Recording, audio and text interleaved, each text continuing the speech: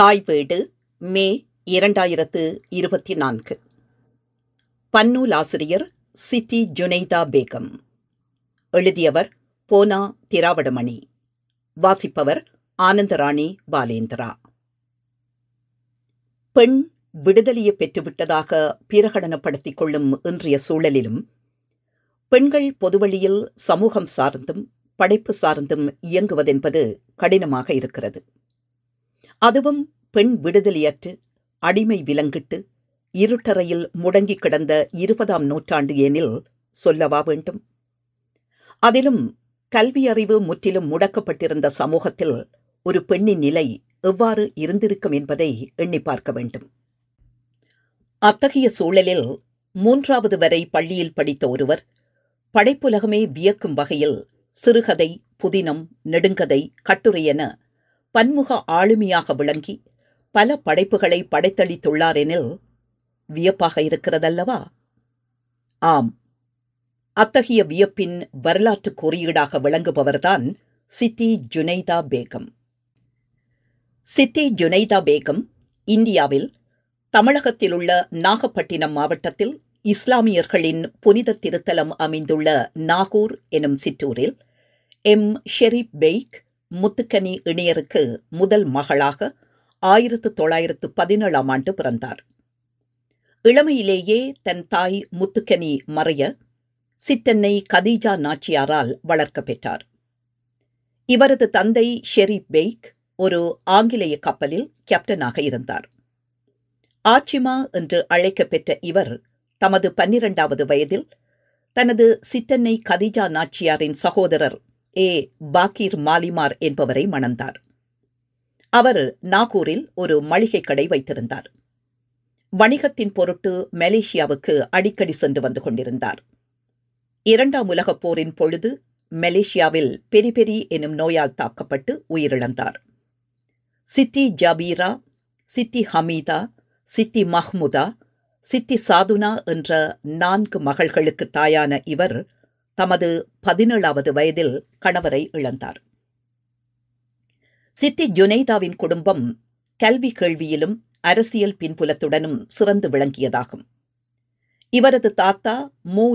நவாபு சாஹிபு மரக்காயர் ஒருங்கிணைந்த தஞ்சை மாவட்ட காங்கிரஸ் குழு தலைவராக திறம்பட செயலாற்றிய பெருமைக்குரியவர், முற்போக்கு சிந்தனையுடையவர். இவர் சித்தி ஜுனைதாவின் படைப்பாக்க முயற்சிகளுக்கு உறுதுணையாக இருந்தார் என்பதும் குறிப்பிடத்தக்கது. தமது முதல் புதினமான காதலா கடமையா எனும் புதினத்தின் முன்னுரையில் சித்தி ஜுனைதா தன் தாத்தாவை பற்றி குறிப்பிடுகையில், இப்புத்தகத்தை அச்சிடுமாறு என்னை பலமுறையும் தூண்டிய உற்றார் உறவினர்களுக்கும் தாய்நாட்டின் விடுதலைப் போரில் கலந்து சிறை சென்ற தேசபக்தரும் தற்போது தென்ஜில்லா காங்கிரஸ் கமிட்டியில் தலைவராக இருந்து வரும் எனது பாட்டனார் மு.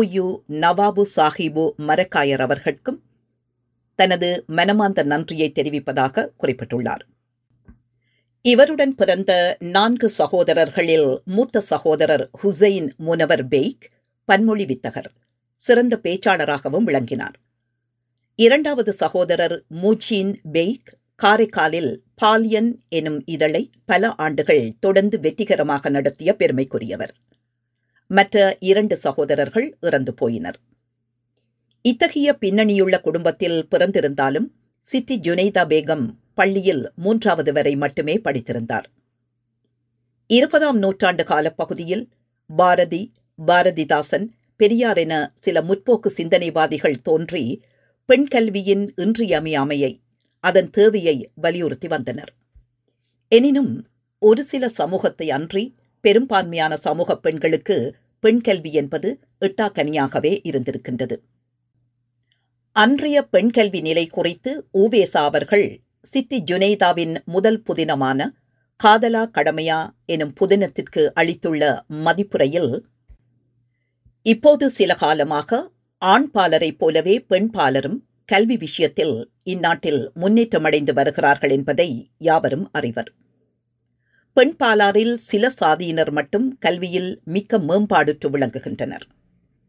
தமிழ் சம்பந்தப்பட்ட மட்டில் முகமதிய பெண்மணிகளில் நன்றாக படித்தவர்கள் இருப்பதாக தெரியவில்லை. ஆண் பாலரில் அந்த வகையில் பல வித்துவான்கள் உண்டு. சித்தி ஜுனைதா பேகம் காதலா கடமையா என்று குறிப்பிட்டிருப்பதும் நோக்கத்தக்கது. நூருல் இஸ்லாம் எனும் இதழை தொடர்ந்து படிக்கும் வாய்ப்பை பெற்ற இவர் செந்தமிழையும் படைப்பாற்றலையும் ஒரு சேர கைவரப் பெற்றார். சித்தி ஜுனைதா தமது 16வது வயதில் எழுதத் தொடங்கினார். இவர் எழுதிய முதல் சிறுகதை 1929 நூருல் இஸ்லாம் இதழில் வெளிவந்துள்ளது. அதன் பிற்பாடு தமது 81வது வயதில் இறக்கும் வரை தொடர்ந்து பல நூல்களை படைத்தளித்துள்ளார். தமது 21வது வயதில் முதல் புதினமான காதலா கடமையா எனும் வரலாற்று புதினத்தை 1938ஆம் ஆண்டு வெளியிட்ட இவர் அதனைத் தொடர்ந்து செண்பகவல்லி தேவி அல்லது தென்னாடு போந்த அப்பாசிய குலத் தோன்றல் 1947 எனும் வரலாற்று புதினத்தையும் மகிழம்பூ எனும் புதினத்தையும் வெளியிட்டுள்ளார். மலைநாட்டு மன்னன் எனும் தொடர்கதையையும் ஹலீமா அல்லது கற்பின் மாண்பு, பெண்ணுள்ளம் அல்லது கணவனின் கொடுமை போன்ற கதைகளையும், திரு நாகூர் அண்ணலின் திவ்ய மாண்பு எனும் வாழ்க்கை வரலாற்று நூலையும், காக்கா ஹசன் பஸ்ரி ரஹ் எனும் முஸ்லிம் பெருமக்களின் வாழ்க்கை வரலாற்று நூலையும் எழுதியுள்ளார். சித்தி ஜுனைதா நூருல் இஸ்லாம், செம்பிறை, ஷாஜஹான் போன்ற இதழ்களில் எழுதிய கட்டுரைகளை தொகுத்து கிட்டத்தட்ட 50 ஆண்டுகளுக்கு பிற்பாடு அவரது சகோதரி மகன் நாகூர் ரூமி 1995 இஸ்லாமும் பெண்களும் எனும் தலைப்பில் ஒரு கட்டுரை தொகுப்பை வெளியிட்டுள்ளார். இவர் தான் படைப்புத் துறையில் தடம் பதிக்க எவரையும் முன்மாதிரியாக கொள்ளவில்லை என்பதை பின்வருமாறு பதிவு செய்துள்ளார். நான் என் எழுத்துலக நுழைவிற்கு எனக்கு முன்மாதிரியாக யாரையும் பின்பற்றவில்லை. எனது சிறுகதை நவீனம் எல்லாம் இயல்பாக எனக்கு அமைந்த சொந்த நடு என்றே நினைக்கிறேன். நான் முதலில் எழுதிய நெடுங்கதை காதலா கடமையா என்பது. இந்த நவீனத்தை நான் எழுத எந்த காரணமும் எனக்கில்லை. நான் எழுத வேண்டும் என்ற எனது சொந்த அவாதான் என்று 1999 முஸ்லிம் முரசு பொன்விழா மலருக்கு அளித்த நேர்காணலில் குறிப்பிட்டுள்ளார். சித்தி ஜுனைதா பேகம் தன்னம்பிக்கை மிக்க ஆளுமையான பெண்மணி. என்னதான் குடும்ப பின்னணியை பெற்றிருந்தாலும், ஊக்கமளிக்கவும் உறுதுணையாகவும் சிலர் இருந்திருந்தாலும், அவருக்குள் இருந்த படைப்பாற்றல், அதை வெளிக்கொணர வேண்டும் எனும் துணிவு, இவை 2 மில்லியனில் இத்தகைய புரட்சி பெண்மணி தமிழ் கூறும் நல்லுலகுக்கு கிடைத்திருக்க மாட்டார். இவர் தன்னை பன்னூலாசிரியை என்றே அடையாளப்படுத்திக் கொண்டார். தன் வீட்டின் முகப்பிலும் பன்னூலாசிரியை எனும் பெயர் பலகையை சுவற்றில் மாட்டிவிட்டிருந்தார் என அறிய முடிகிறது. தமது முதல் புதினமான காதலா கடமையா வெளிவந்த பொழுது அவருக்கு ஏற்பட்ட எதிர்ப்பையும் அனுபவங்களையும் பிற்பாடு தன் குடும்பத்தாரிடம் பின்வருமாறு பதிவு செய்துள்ளதை அறிய முடிகிறது. இந்த நாவலை எழுதிய பிறகு எழுந்த எதிர்ப்புகள் சுவாரஸ்யமானவை, வரலாற்று முக்கியத்துவம் வாய்ந்தவை என்று கூட சொல்லலாம். நாவல் வெளிவந்த பிறகு கூட்டம் கூட்டமாக வெள்ளை துப்பட்டி அணிந்த பெண்கள் தெருப்பள்ளி தெரு வீட்டுக்கு வந்து ஆச்சிமாவை பார்க்க வந்தார்களாம். சும்மா அல்ல, ஒரு கெட்டுப்போன நல்ல குடும்பத்து பெண்ணை விசாரிக்க வருவது போல. இந்த தகவலை என்னிடம் ஆச்சிமாவே நேரடி பேச்சில் இதே வார்த்தைகளில் சொன்னது. அம்மாவும் இதை உறுதிப்படுத்தினாங்க. கட்டுரை நாகூர் ரூமி சித்தி ஜுனைதா பேகம் ஓர் அறிமுகம் என்று நாகூர் ரூமி குறிப்பிட்டுள்ளார். இத்தகைய சூழலை பிற்காலத்தில் சித்தி ஜுனைதா ஒரு தகவலாக கூறி கடந்திருந்தாலும் அவரது காலத்தில் மிகப்பெரிய எதிர்ப்பலையாக அது இருந்திருக்கக்கூடும். குடும்பத்தார், நண்பர்கள் என சிலரது ஆதரவு அவருக்கு இருந்திருந்தாலும் சமூக எதிர்வினைகளை எதிர்கொள்ளக்கூடிய நெஞ்சுரத்தை அவர் பெற்றிருந்ததனால் மட்டுமே அந்த அசாதாரணமான சூழலை கடந்து வந்திருக்கின்றார். பிற்பாடு பல படைப்புகளை தந்திருக்கின்றார் என்பது தெளிவாகின்றது. நுட்பமான அறிவும் தெளிந்த சிந்தனையுடைய சித்தி ஜுனைதா அவரது படைப்புகளின் வழி தான் காண விரும்பிய நாட்டு முன்னேற்றங்கள் குறித்தும் பாத்திரங்களின் வழி பதிவு செய்துள்ளார். சுரேந்திரன் தன் நாட்டு மக்களின் முன்னேற்றத்தில் கவனமாக இருந்தான் என குறிப்பிடும் பொழுது, 18 வயதுக்கு மேல் 45 வயதிற்குள்ளடங்கிய ஒவ்வொரு ஆண்மகனுக்கும் புத்தக பயிற்சி அளித்தான். மக்கட்கு கல்வியில் ஆர்வத்தையூட்டினான். வைத்திய வசதிகளையும் பயிர் தொழில், குடிசை கைத்தொழில் முதலியவற்றில் விருத்தியையும் அவன் பெருக்கினான். சுரேந்திரன் தன்னுடைய முழு கவனத்தையும் தங்கள் முன்னேற்றத்தில் ஈடுபடுத்தியதைக் கண்ட நாட்டு மக்கள் அவனை அன்போடு நேசித்து வந்தனர் என்கிறார். காதலா கடமையா? மேலும் அவர் பெண் விடுதலை குறித்தும் பின்வருமாறு பதிவு செய்துள்ளார். பெண் இனத்திடத்து அவனுக்குள்ள அளவு கடந்த அபிமானத்தினால் பெண்களின் விடுதலைக்கென உழைத்தான். பெண்மணிகளின் விடுதலையின் மூலமாகவே நாட்டின் முன்னேற்றமும் சித்தி பெறும் என்பது அவனது திடமான நம்பிக்கை. எந்த சமூகம் பெண் மக்களை அடிமைப்படுத்தி வைத்திருக்கிறதோ அந்த சமூகம் ஒரு காலத்தும் தலை நிமிர்ந்து நிற்க முடியாதென்பது அவனது கொள்கை. ஒரு சமூகத்தின் வாழ்வும் தாழ்வும் உயர்வும் வீழ்ச்சியும் அதனுடைய பெண்களை பொறுத்தவைகளாக இருக்கின்றனவென்பது மறுக்க முடியாத உண்மை. ஏன்? பெண்ணினம் சாதாரணமானதல்ல. அவர்கள் எதிர்கால மக்களின் தாய்மார்கள். சமூகத்தின் அபிவிருத்தி அவர்களிடம் கைவசம் இருக்கின்றது. காதலா கடமையா என்று மன்னன் சுரேந்திரன் சிந்திப்பதாக சித்தி ஜுனைதா பேகம் கட்டமைத்திருக்கின்ற பத்தியின் மூலம் அவருக்கிருந்த பெண் விடுதலை குறித்தான கருத்தியலை நம்மால் அறிந்து கொள்ள முடிகிறது. இவர் அக்காலத்தில் நிலவிய ஆணாதிக்க மனோநிலையை எதிர்த்து குரல் கொடுக்கவும் தயங்கவில்லை. 1955 நூருல் இஸ்லாம் எனும் இதழில் எழுதிய கட்டுரையில் ஒரு முஸ்லிம் பெண் தன்னில் தானே ஒளி வீசுகின்றாள். அவள் பெயருக்கு அவளே உரிமை பெற்றவள். அவள் செல்வத்துக்கும் அவளே அதிகாரி. அவள் திருமணம் செய்து கொண்டதால் உரிமைகள் அனைத்தையும் இழந்துவிடவில்லை. அவளுக்கு தனியாக ஆத்மா உண்டு. அவளுக்கு தெய்வம் அவள் கணவனல்ல. கட்டுரை கீரனூர் ஜாகிர் ராஜா, சித்தி ஜுனைதா பேகம். கணவன் அவளுக்கு தெய்வமல்ல என்று அக்காலத்தில் மிக தெளிவாக எழுதியிருப்பது ஆணாதிக்க மனோநிலை உடையாருக்கு சவுக்கடி கொடுத்தாற் போல் உள்ளது. இஸ்லாமியர்களின் வேதமாகிய திருக்குரான் பெண் கல்வி குறித்து வலியுறுத்தியுள்ள போதிலும் பெண்களுக்கான கல்வி என்பது மறுக்கப்படுவதை ஏற்றுக்கொள்ள முடியாத சித்தி ஜுனைதா பேகம் ஒரு கட்டுரையில் அதனை வன்மையாக கண்டிக்கிறார். இஸ்லாத்தில் தெளிவாய் வற்புறுத்தி பெண் கல்வி அனுமதிக்கப்பட்டிருப்பினும் முஸ்லிம் பெண்கள் கல்வியில் மிகவும் பிற்போக்கடைந்திருக்கவும் மற்றைய பெண்கள் கல்வியில் சிறந்து விளங்கவும் காரணம் என்ன? தன்னல பேய் பிடித்த பலர் பொருள் தெரியாது குர்ஆனோதி விடுதலே அறிவை அளிக்குமென பல ஆண்டுகளாய் கூறி இஸ்லாமிய பெண்களை ஏமாற்றி அவர்களை விலங்குகட்கு சமமாய் ஆக்கி வைத்திருப்பதே காரணமென்றால் மிகையாகுமோ? கீரனூர் ஜாகிர் ராஜா, சித்தி ஜுனைதா பேகம் என்று கேட்கிறார். பள்ளி இறுதி வகுப்பு வரை படிப்பதே அன்று மிகப்பெரிய சவால்தான். பழமை மரபில் வழிவந்த தன் தாயால் தமது பள்ளிப் படிப்பு 3வதுடன் தடைப்பட்டதை எண்ணி வருந்திய சித்தி ஜுனைதா பேகம் தன் பெண் பிள்ளைகளின் படிப்பில் மிகவும் கவனமாக இருந்தார். பிள்ளைகளின் படிப்பிற்காக நாகூரிலிருந்து நாகப்பட்டினத்திற்கு குடிபெயர்ந்தார். பள்ளி இறுதி வரை படிக்க வைத்தார்.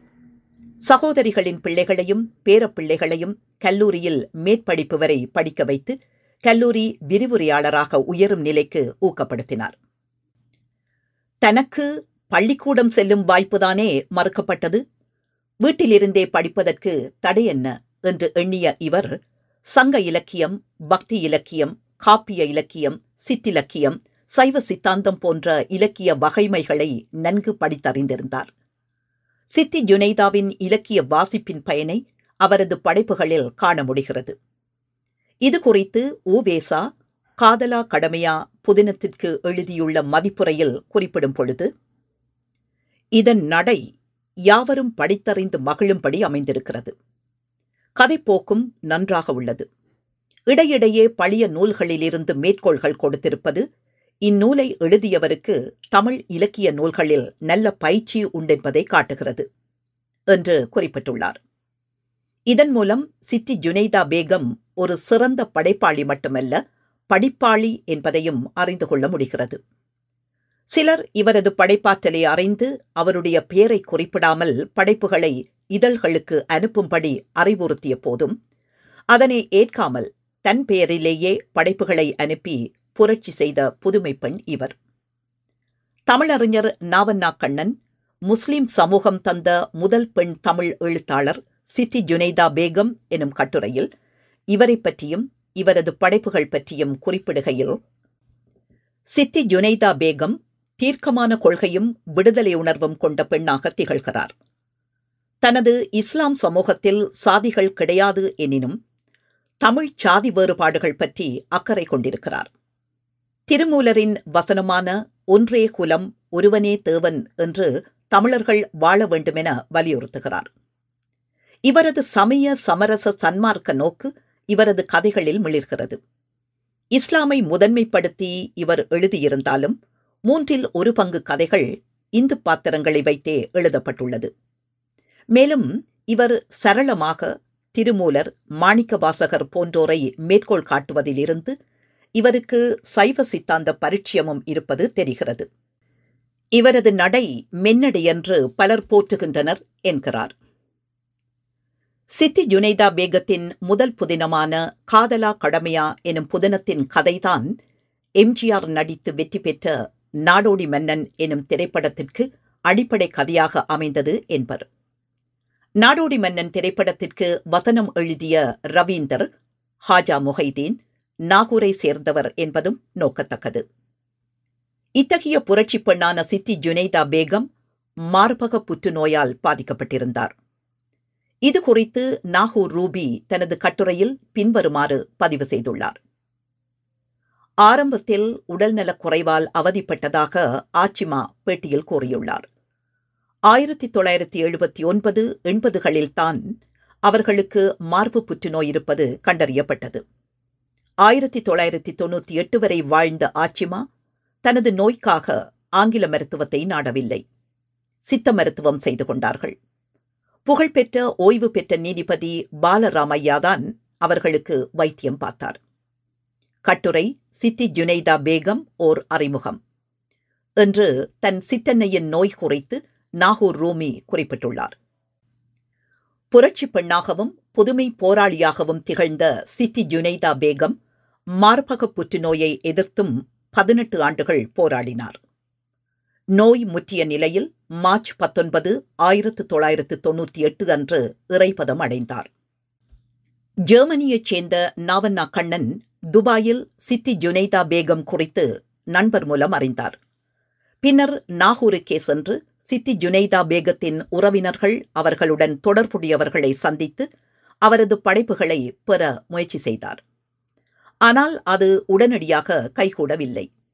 விடாமுயற்சியின் பயனாக அவரது முதல் புதினமான காதலா கடமையா எனும் புதினத்தை கவிஞர் நாகூர் ரூமியிடம் பெற்றார். அரிதினும் அரிதாய் கிடைத்த அப்புதினத்தை இலக்கிய பதிவாக தமிழ் மரபு அறக்கட்டளையின் மூலம் வெளியிட்டுள்ளார். சித்தி ஜுனைதா பேகத்தின் நூல்கள் முதுசொல் கூடத்தில் பொது வாசிப்பிற்கு வைக்கப்படும் என்று தமிழ் மரபு அறக்கட்டளை கூறியிருப்பதும் இங்கு குறிப்பிடத்தக்கது. நூற்றாண்டு கடந்த இப்பெண் ஆளுமையின் படைப்பு குறித்தும் புரட்சிகரமான நகர்வுகள் குறித்தும் அவரது முற்போக்கு சிந்தனைகள் குறித்தும் பேசுகிறோம் என்றால் அது அப்புரட்சி பெண்மணியின் துணிவுக்கும் முயற்சிக்கும் கிடைத்த மாபெரும் வெற்றியாகும். நன்றி.